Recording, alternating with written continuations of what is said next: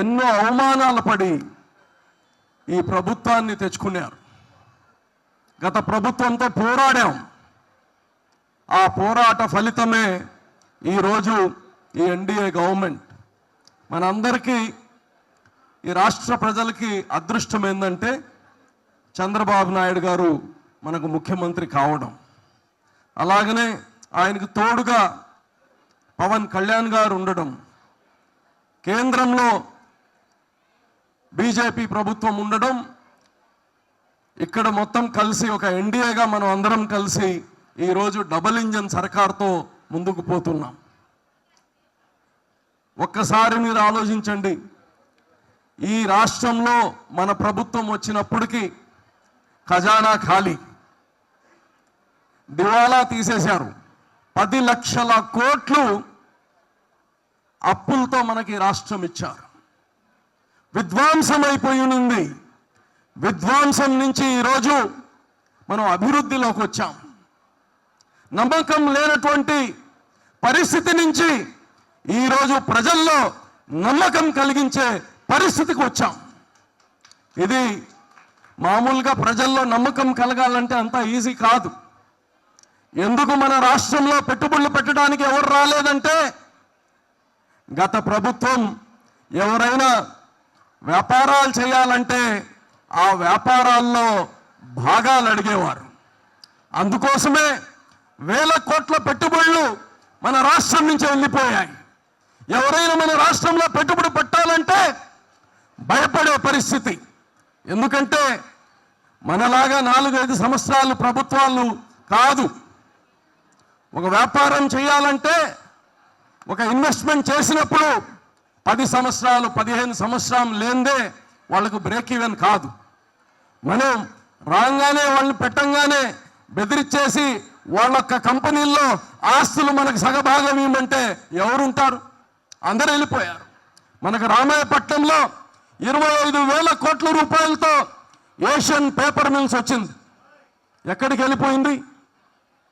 ఎక్కడికి వెళ్ళిపోయింది? ఎవరు తరివేశారు? జగన్మోహన్ రెడ్డి గారు చెప్పాలి, ఎవరు తరివేశారు? లూలుని తరివేశారు. ఈరోజు మళ్ళా లూలు మన రాష్ట్రంలో వచ్చింది. అదానీ డేటా సెంటర్ని తరివేశారు, మళ్ళా ఇప్పుడు వస్తుంది. ఫ్రాంక్లిన్ టెంపుల్టన్ ప్రపంచంలో 500 పెద్ద కంపెనీల్లో కంపెనీ విశాఖపట్నం నుంచి పారిపోయింది. ఎందువల్ల? ప్రతి ఒక్కరిని తరివేశారు. ఈరోజు ఆ అపనమ్మకం పోయి, అపకీర్తి పోయి ఈరోజు ఆంధ్ర రాష్ట్రంలో మళ్ళా పెట్టుబడులు పెట్టడానికి వస్తున్నారు. అది చంద్రబాబు నాయుడు గారు, అది ఈ రోజు ఎన్డీఏ ప్రభుత్వం అని తెలియజేస్తున్నాం. ఈరోజు అభివృద్ధి, సంక్షేమం 2 కళ్ళుగా తీసుకెళ్ళాం. ఈ 2 కాదు, అభివృద్ధి సంక్షేమంతో మాత్రమే కాదు, ప్రజల యొక్క బిడ్డల భవిష్యత్తు, ఉద్యోగాల అవసరం. ఉద్యోగం వస్తే కుటుంబం బాగుపడుతుంది, కుటుంబం బాగుపడితే రాష్ట్రం బాగుపడుతుంది, రాష్ట్రం బాగుపడితే ఈ దేశం బాగుపడతా ఉంది.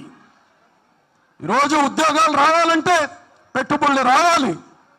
ఆ పెట్టుబడులు తేవడంలో భారతదేశంలో ఎన్ని పెట్టుబడులు వస్తే దాంట్లో 25% ఆంధ్రప్రదేశ్కి తెచ్చుకుంటామని కానీ మీ అందరికీ మనవి చేస్తున్నాం. ఇదే నమ్మకం అంటే. అబద్ధాలు చెప్పడం కాదు నమ్మకం అంటే, వాదనలు చేయడం కాదు నమ్మకం అంటే. చేసి చూపించాలి నమ్మకం అంటే. ఈరోజు ఒక్కసారి మీరు ఆలోచించండి, గత ప్రభుత్వంలో భోజనం, పేదవాళ్ళకి పెట్టిన భోజనం తీసేసిన వ్యక్తి మనకు రాజుగా ఉన్నాడు. దానికన్నా ఘోరం ఎక్కడైనా ఉందా?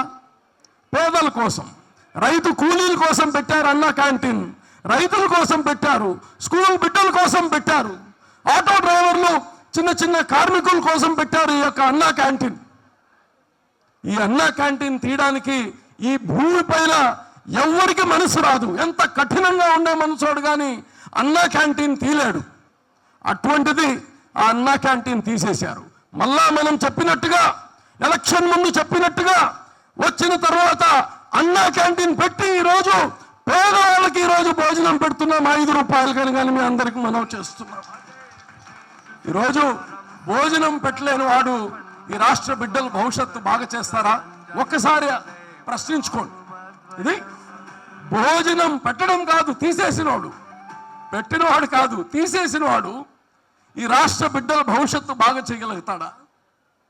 ఈరోజు కష్టాలు చాలా ఉన్నాయి. అయినా ఈరోజు మనం ఈ రాష్ట్రం అభివృద్ధిలో పరుగుతులు తీసుకుంటున్నాం. మనం ఈరోజు ముందంచులో ఉన్నాం. డబుల్ ఇంజన్ సర్కార్. గతంలో కేంద్రానికి మనకు ఏ ప్రభుత్వానికి కానీ మంచి ఒక సన్నిహితం లేనప్పుడు ఆ రాష్ట్రం అభివృద్ధి కాదు. ఈరోజు మనకు ఆ పరిస్థితి కాదు. ఇన్ని కష్టాలున్నా, ఇన్ని అప్పులున్నా ఈ పరిస్థితుల్లో కూడా మనం కావాల్సిన నిధులు తెచ్చుకోగలుగుతున్నాం.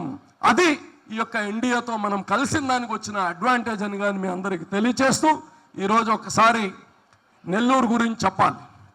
నెల్లూరు నగరం రాష్ట్రం మొత్తం కానీ అభివృద్ధి ఎక్కడుందంటే ఒక అమరావతి వదిలేస్తే నెక్స్ట్ చూసేది నెల్లూరు అని కానీ మీ అందరికీ మనవి చేస్తా ఉన్నా.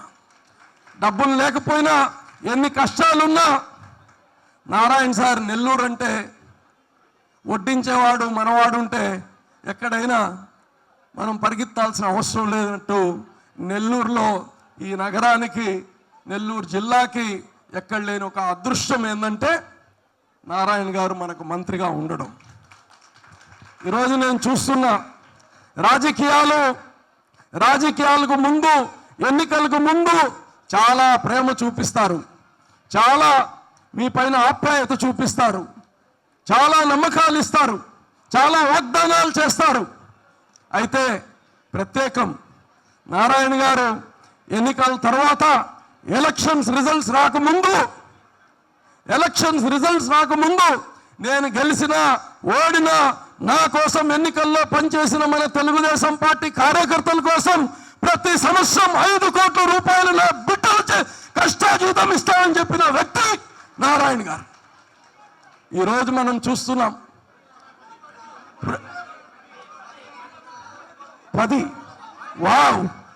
10 కోట్లు ఇంటూ 5 సంవత్సరాలు 50 కోట్ల రూపాయలు. అంతే సార్. సో 50 కోట్ల రూపాయలు. బహుశా ఈ రాజకీయ ప్రస్తావనలో నాది 15 సంవత్సరాలే. ఎవరు కానీ చూసుండరు, ఎవరు కానీ చేసుండరు. ఈరోజు మనం అందరము ఎంతో సంతోషపడాలి. ఇందాక ఒక అమ్మాయి చెప్పింది, నేను ఈరోజు బిజినెస్ విమెన్ అని. ప్రతి ఒక్కరూ మీ కాళ్ళ మీద నిలబడాలని. నేను అప్పుడు చూస్తుంటా మన కార్యకర్తలకి కాంట్రాక్టర్లు చేయాలి, మన కార్యకర్తలకి వర్క్స్ ఇస్తే వాళ్ళ కాళ్ళ మీద నిలబడతారని. అది ఈరోజు విడ్డూరంగా అనిపించవచ్చు. రేపు మీకు జీవితంలో ఎవరున్నా లేకపోయినా మీ కాళ్లపైన నిలబడగలుగుతామనే ఒక నమ్మకం కలిగడం అనేది చిన్న విషయం కాదు. అది మంత్రి నారాయణ గారికే సాధ్యమని కానీ తెలియచేస్తాం. నా కళ్ళ ముందు ఎంతమందికి ఆసుపత్రుల్లో, ఎంతమందికి మన కార్యకర్తలకి ఉచితంగా హాస్పిటల్ ట్రీట్మెంట్ చేస్తున్నారు, వాళ్ళ కుటుంబాలకి ట్రీట్మెంట్ చేస్తున్నారు, వాళ్ళ బిడ్డలకి స్కూల్లో ఫ్రీగా చేయిస్తున్నారు, కన్సెషన్ పైన చేయిస్తున్నారు. ఇవన్నీ ప్రివిలేజ్ అనుకోవద్దు మీరందరూ.